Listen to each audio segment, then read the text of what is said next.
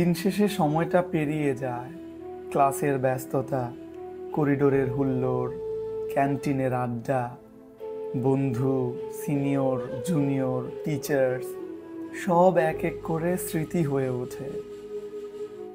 এই প্রিয় কলেজ, যেটা কখন যেন হয়ে উঠেছিল আমাদের দ্বিতীয় বাড়ি, সেই বাড়িটাকেই একদিন পেছনে রেখে চলে যেতে হবে।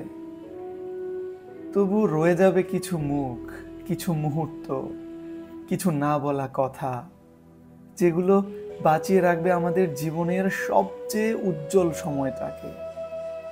আমরা চলে যাব, কিন্তু এই দেয়ালের ফাঁকে ফাঁকে রয়ে যাবে আমাদের হাসি, আমাদের কান্না, স্বপ্ন আর ভালোবাসা।